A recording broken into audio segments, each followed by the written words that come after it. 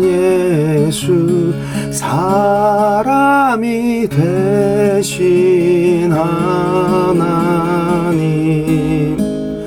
나 사모하여 영원히 섬길 내 영광 되신 주로다. 화려한 동산 무성한 저수목 다 아름답고 묘하나 순전한 예수 더 아름다워 봄 같은 기쁨 주시는 광명한 해와 명랑한 저 달빛 수많은 별들 빛나나 주 예수 빛은 더 찬란하여 참 비교할 수 없도다.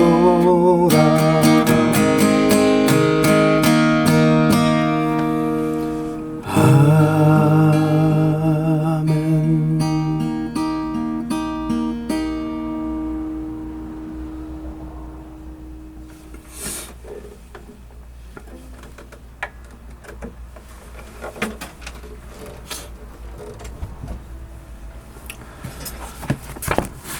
7월 1일 레위기가 아니라 히브리서네요.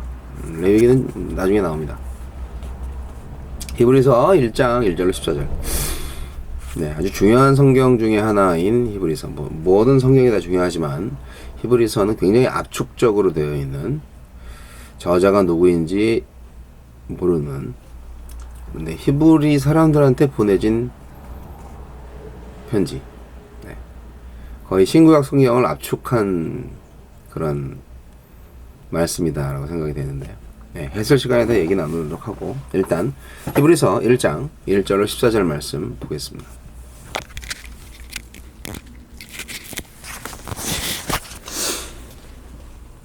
옛적에 선지자들을 통하여 여러 부분과 여러 모양으로 우리 조상들에게 말씀하신 하나님이 이 모든 날 마지막에는 아들을 통하여 우리에게 말씀하셨으니, 이 아들을 만유의 상속자로 세우시고 또 그로 말미암아 모든 세계를 지으셨느니라. 이는 하나님의 영광의 광채시요 그 본체의 형상이시라. 그의 말씀, 그의 능력의 말씀으로 만물을 붙드시며 죄를 정결하게 하는 일을 하시고 높은 곳에 계신 지극히 크신 이의 우편에 앉으셨느니라.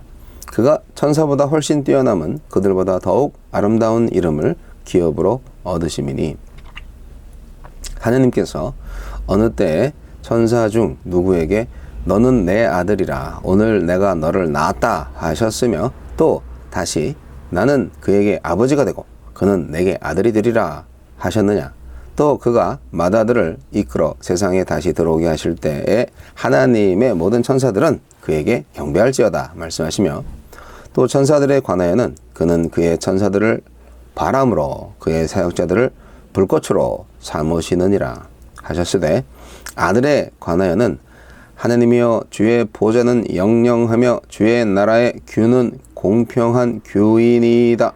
주께서 의를 사랑하시고 불법을 미워하셨으니, 그러므로 하나님 곧 주의 하나님이 즐거움의 기름을 주께 부어 주를 동류들보다 뛰어나게 하셨도다 하였고, 또 주여 태초에 주께서 땅에 기초를 두셨으며 하늘도 주의 손으로 지으신 바라. 그것들은 멸망할 것이나 오직 주는 영존할 것이요 그것들은 다 옷과 같이 낡아지리니 의복처럼 갈아입을 것이요 그것들은 옷과 같이 변할 것이나 주는 여전하여 연대가 다함이 없으리라 하였으나, 어느 때에 천사 중 누구에게 내가 네 원수로 네 발등상이 되게 하기까지 너는 내 우편에 앉아있으라 하셨느냐. 모든 천사들은 섬기는 영으로서 구원받을 상속자들을 위하여 섬기라고 보내심이 아니냐. 아멘. 하느님의 아들, 계시의 완성자. 히브리서 저자는 예수님과 복음을 향한 믿음이 흔들리는 사람들을 붙잡아주기 위해 펜을 들었습니다. 그는 하나님의 아들로서 완전한 계시자이신 예수님부터 소개합니다. 예수님은 어떤 분입니까? 하나님이 어떤 분인지 보여주시는 완전하고 최종적인 계시입니다. 예수님 이전엔 선지자들이 하나님의 말씀을 전하며 하나님을 알렸지만 그들의 계시는 간접적이었습니다. 하지만 예수님은 하나님의 영광을 반영하는 광채이자 하나님의 본질을 그대로 담은 형상이십니다. 하나님과 함께 세상을 창조하셨고 능력의 말씀으로 만물을 보존하시며 인류의 죄를 정결하게 하심으로써 만유의 상속자가 되셨고 하나님의 우편에 앉아 이 세상의 통치자가 되셨습니다. 예수님은 하나님이시자 말씀 자체이십니다. 예수님보다 나은 하나님의 계시는 없습니다. 우리는 예수님을 볼 때 하나님의 능력과 영광과 통치와 지혜와 사랑과 공의를 가장 분명하고 풍성하게 볼 수 있습니다. 율법을 완성하는 복음, 율법보다 뛰어난 복음을 주셨습니다. 유대인들은 천사들이 하나님의 율법을 모세에게 전해 주었다고 믿었으며 율법을 최고의 계시로 여겼습니다. 그렇지만 최고이자 최종적인 계시는 하나님, 예수님이 전하신 복음, 율법을 완성하는 복음이었습니다. 이 점은 예수님이 천사보다 월등히 뛰어나시다는 것으로 입증됩니다. 천사는 하나님의 심부름꾼으로서 성도를 섬기는 존재이지만 예수님은 하나님의 아들로서 아버지의 나라를 다스리시는 영원한 왕이며 천사들의 경배를 받으시는 분입니다. 우리에게 주시는 교훈은 무엇입니까? 예수님을 제대로 알지 못하면 예수님을 믿지도 따르지도 못합니다. 히브리서의 1차 독자들은 박해 때문에 예수님을 믿는 신앙을 버리고 유대교로 돌아가려는 움직임을 보였습니다. 히브리서 저자가 볼 때 이탈의 근원적인 원인은 외부의 박해가 아니라 예수님을 제대로 알지 못하는 그들의 무지였습니다. 그래서 그는 동료 그리스도인들의 믿음을 지키기 위해 예수님을 설명했습니다. 예수님을 알면 어떤 박해에도 굴하지 않을 수 있고 어떤 유혹에도 넘어가지 않을 수 있기 때문입니다. 오늘날에도 성공의 유혹과 도태됨의 두려움이 우리 손을 붙들어 불의와 죄 가운데로 끌어당기고 있습니다. 믿음의 길에서 이탈하지 않으려면 예수님을 알아야 합니다. 예수님을 아는 지식이 신앙의 지지대가 됩니다. 주여, 히브리서를 묵상하며 저희가 믿는 예수님을 더욱 믿고 온전히 알게 하소서. 네. 예수님에 대한 증거, 확실한 증거. 네, 구약 성경을 쫙 이렇게 거의 요약적으로 진술하고 예수님이 어떤 분이시다는 것을 정확하게 설명하고자 하는 히브리서 말씀. 예수가 누구냐? 한마디로 말해서 하나님이다. 히브리서의 주인공은 당연히 하나님, 예수님이십니다. 히브리서를 기록한 이유는 예수에 대해서 설명하는 거죠. 예수님이 어떤 일을 했고 어떤 권위를 가졌는가. 예. 그 이제 신앙생활을 시작한 유대주의적 그리스도인 또는 유대인 그리스도인들이 예수에 대해서 제대로 알지 못해가지고 다시 예수를 버리고 하나님을 섬기겠다는 참 희한한 생각을 하게 된 일이 있었던 것 같아요. 그래서 예수가 진짜 누구냐? 근데 이건 우리들도 마찬가지죠. 예수를 정말 제대로 아는 사람이 생각보다 많이 없는 것 같아요. 우리가 성경 공부를 잘 안 해서 그런가?